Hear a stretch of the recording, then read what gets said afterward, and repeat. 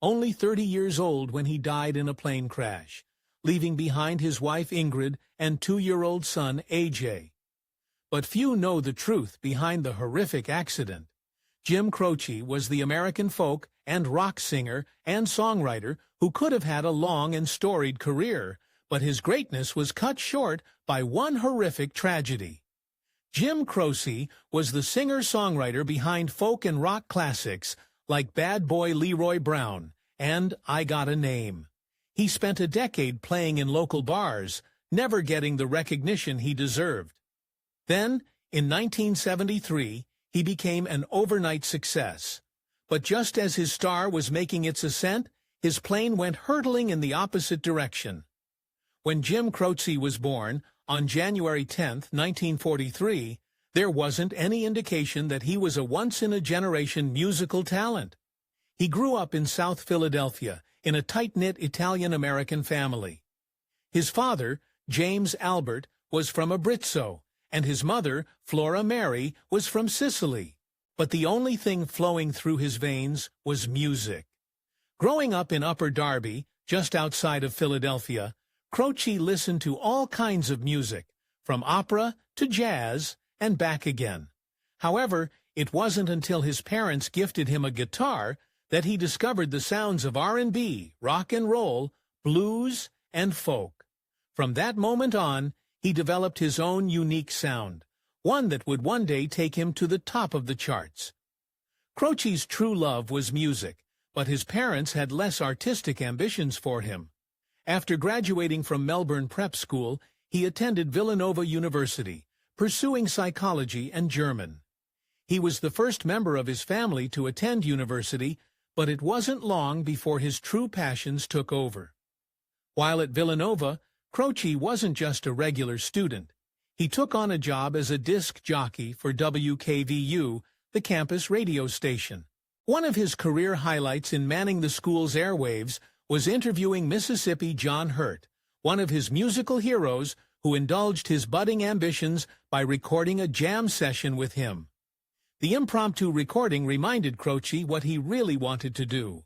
When he wasn't burying his face in books, Croce was the leader of the Villanova Singers, a college choir that performed both on campus and across the region. He also sang with a group called the Villanova Spires, which moonlighted under the name the Coventry Lads when recording music off campus. And already he was getting accustomed to the limelight. Croce and his college choir mates were so good that Villanova chose them for a foreign exchange tour. Before he even topped the charts, Croce found himself performing across Africa, the Middle East, and Yugoslavia, immersing himself in the touring culture. Of course they didn't speak English, he explained, but if you mean what you're singing, people understand. He certainly sang from the heart. But this was only the beginning. In November 1963, Croce attended a hootenanny in Philadelphia, where he was judging a music contest. Little did he know that day would change his life. Among the performers who was judging was none other than the 16-year-old Ingrid Jacobson. Suffice to say, her singing voice wasn't the only thing that caught his attention. After Jacobson wrapped up or set, Croce decided to make his move. However, the normally confident musician was surprisingly awkward. After tripping over a microphone cord on his way over to her, he managed to regain his balance, but tripped over his words again as he said, "Have you ever considered singing rock and roll? I think you'd be great." It wasn't the smoothest pickup line, but it worked. Despite their awkward first meeting, Croce knew that Jacobson was the only woman for him. They began dating shortly after, and it wasn't long before they started making sweet music together.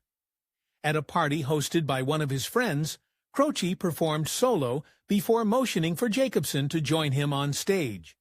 What followed was a romantic evening unlike any other. Once Jacobson got up on the stage, Croce began the introduction of Song for Canada. As the young couple sang the lyrics, "But just one river, you and me," it became apparent to all that they were in perfect harmony, and not just musically. The room hushed, Jacobson later recalled, as their friends took note of the intimacy between the pair. Just as Croce and Jacobson were about to bring the evening's romantic atmosphere to a crescendo, Croce's brother barged in, asking to borrow his car. The poorly timed interruption broke the spell that the couple's intimate duet had cast over the room, and it seemed like Jacobson might slip out of Croce's hands. Croce, however, still had a trick or two up his sleeve. Despite the interruption, Croce wasn't about to let the mood slip away entirely. He wrapped up his little concert and put on Johnny Mathis's 12th of Never, before leading Jacobson into a dimly lit hallway with the snow falling outside. Jacobson later recalled the magical moment, saying that it seemed like we were caught inside a snow globe. Too bad snow globes are easily shattered. Croce took Jacobson up to one of the bedrooms, certain that he was about to seal the deal with the woman of his dreams. Then, however, his brother ruined the mood once again. This time, one of Croce's friends banged on the bedroom door and said that his brother had managed to get his car stuck in a snowdrift. Sealing the deal with Jacobson would have been a lot harder than that for Croce. Croce's brother wasn't the only one inadvertently getting in the way of his relationship with Jacobson. Croce's parents were devout Italian Catholics, while Jacobson was Jewish. But Croce once again demonstrated his devotion to Jacobson, when in 1966 he converted to Judaism before tying the knot. In the end, his parents approved of the match, but they had reservations about his other love in life, music. Croce's parents ended up loving Jacobson, but they were less enthusiastic about his ambitions for a career in music. Nevertheless, to celebrate his nuptials, they gave him $500 towards recording his debut album. Croce managed to turn that money into 500 copies of the self-produced album, Facets. But his parents' gift wasn't all it appeared to be. Croce's parents had been supportive of his musical career. The reality, however, was that they hoped their son would choose a more stable career path. In a way, they'd given Croce the $500 in the hopes that his album venture would fail, convincing him to give up his musical ambitions. But they underestimated his talent. Croce's parents had hoped that Facets would turn out to be a flop and push Croce towards a more traditional job that leveraged his college education. Instead, Croce's debut album was a massive success, and the virtually unknown musician sold every single copy. Despite Croce's success, his father wasn't thrilled about his son diving into the entertainment world. "You did a good job, Jim," he said, "but this is small time. It's not the same in the big league. The people in the entertainment world are thieves and worse. Don't get mixed up with them, Jimmy. That life is no good for you." Tragically, his words would turn out to be prophetic. Despite their professional troubles, Croce and Jacobson were madly in love. In fact, on their honeymoon, they could barely keep their hands off of each other. After 2 whole days of non-stop love-making, Jacobson playfully protested. Croce cropped back that he was sorry for being an animal, and then suggested a romantic dinner of pizza. Little did they know, their years together were already numbered. Croce's musical career faced another hurdle, the draft. Just 1 week after his honeymoon, in order to avoid serving overseas in the worst of the fighting in Vietnam, Croce enlisted in the Army National Guard in New Jersey. He spent the next 4 months away from his new wife. Suffice to say, he was a much better singer than he was a squatty. Unsurprisingly, Croce wasn't cut out for the National Guard. During his service, his rebellion and nature clashed with a strict discipline of basic training, and he had to go through boot camp twice. But he never lost his sense of humor, joking that he would be ready if there's ever a fight where we have to defend ourselves with mobs. After his service with the National Guard, Croce returned home and combined his 2 passions in life, music and Jacobson. From the mid-1960s, the couple performed as a duo, singing covers of folk classics. Eventually, they began writing their own songs, marking the start of Croce's songwriting career. It seemed like their love would take them to the top of the charts. In 1968, Croce and Jacobson decided that it was time to bet it all on their musical career. They uprooted themselves from Pennsylvania and moved to New York on the advice of music producer Tommy West. They quickly settled into the Bronx and recorded their first album, Jim and Ingrid Croce. But the Big Apple was harder to take a bite out of than what they had anticipated. To promote their album, Croce and Jacobson embarked on an exhausting tour. According to Jacobson, they logged over 480,000 kilometers, playing gigs in tiny clubs and making a name for themselves on the college concert circuit. Unfortunately, however, the grueling tour began to take its toll on the relationship, and they had to make a decision. They either have to give up music or their marriage. The relentless grind of life on the road, coupled with the harsh realities of the music industry, left Croce and Jacobson feeling disillusioned. But they knew what mattered most: each other. The couple sold all but one guitar to cover their rent and made their way back to Pennsylvania countryside. It seemed like their star had faded. With their dreams of becoming a chart-topping husband-wife duo behind them, Croce and Jacobson settled into a rustic old farm in Lindell. Even so, Croce, unlike Jacobson, had to find an outlet for the music coursing through his veins. He managed to land a gig at a local dive, the Riddle Paddock, taking in just $25 a night. It wasn't nearly enough to pay their bills, and Croce turned to other work to make ends meet.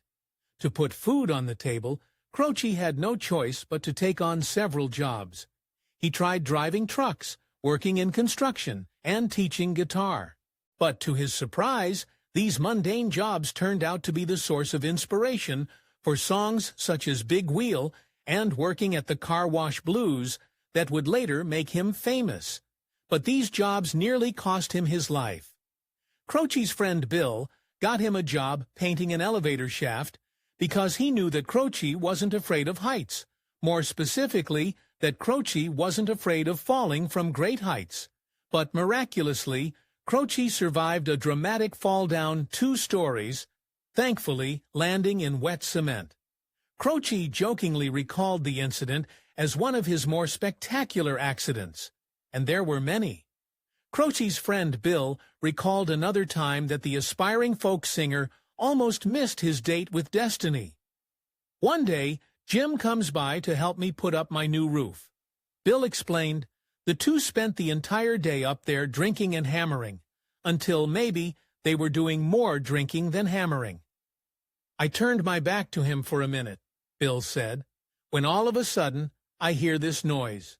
Whoosh!" Bill recounted the harrowing moment when he turned to where Croce had been standing. Only Croce wasn't standing there anymore. He was on the verge of plummeting from the roof, but even with Croce's face and an expression of panic and surprise, he was still holding desperately onto his glass. It didn't take Bill long to rush over and try and help his friend, but he was too late. By the time Bill got to the edge of the roof, Croce had already fallen over, and he was only hanging on by the gutter pipe. "I see one hand holding on," Bill explained, "and the other hand reaching up, but it's still got the glass in it and can't hold on." Sure enough, Croce lost his grip on the gutter and fell off the roof. Amazingly, however, Bill claimed that Croce did the neatest backflip and landed on his feet, and most importantly, never spilled a drop of his drink. He had a lot to live for. The year 1971 changed everything for Croce. His wife Jacobson became pregnant with their son Adrian James, and Croce knew that his chances to turn his folk dreams into rock realities were getting slimmer. But with a whole repertoire of new songs inspired by his everyday life, he sent off a cassette to one of his friends in New York. His fortunes were about to be flipped upside down. These cassettes, with his new songs, landed him a record deal with a major label and turned him into an overnight star.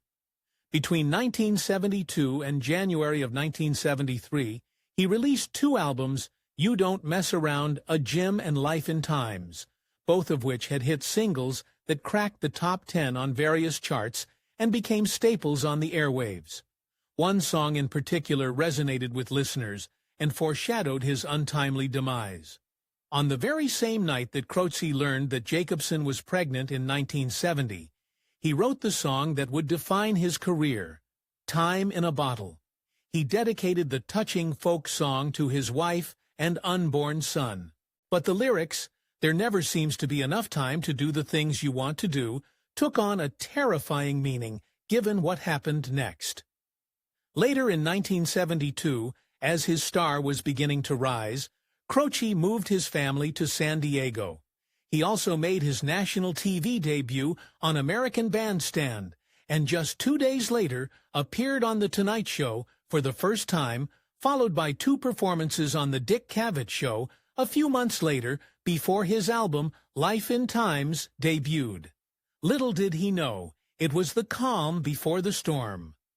With his growing fame, Croce began touring the U.S. alongside his guitarist. They performed everywhere from college campuses to coffee houses and folk festivals.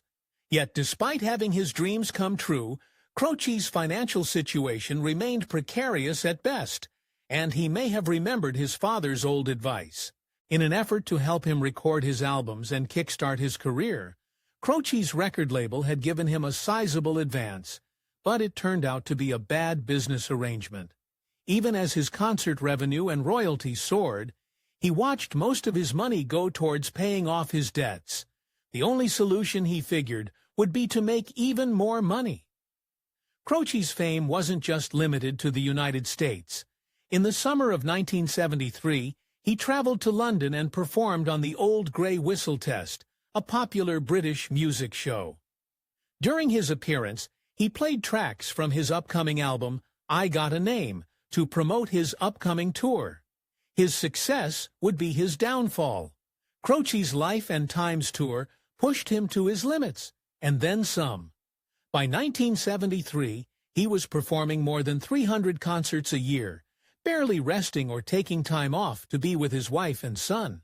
The exhausting pace of the tour left him physically and emotionally drained, making him question whether he should have been more careful in what he wished for. He knew that the closer he got to the top of the charts, the further he got from his young family. But life on the road wasn't all that bad. Croce's fame was growing by the minute, and he had the groupies to prove it. He later recounted a funny story about a group of women who approached him on tour with, shall we say, an unusual request. The women explained that they were on a mission to make a collection of plaster molds of all their favorite rock stars and musicians. They were not, however, referring to Croce's face. Croce, ever the playful soul and eager to lean into his newfound fame, indulged the women. But it soon became pretty obvious that they weren't talking about making a plaster mold of his guitar-strumming hands. They wanted a mold of his, nether regions. Croce found the encounter bizarre and wrote the song 5 short minutes based on the interaction. But not everyone found it so amazing.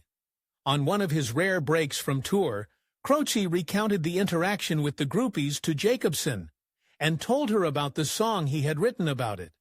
Jacobson, however, was not impressed. "It's not only a song," she exploded at him. "How stupid do you think I am?" Turns out, Jacobson had some big news of her own to share with her rising star. Life on tour hadn't just been hard on Croce. Jacobson was also finding the separation difficult. During this particular argument, she dropped the big news, "Jim, I'm going to have another baby." In a huff, Croce fired back, "Well, have it your goddamn self," before grabbing his guitar and walking out. They wouldn't get another chance to find their harmony as they had before. After storming out, Croce returned to his Life and Times tour with just a handful of shows left. After he performed a concert at Northwestern State University, he was about to reach another major milestone.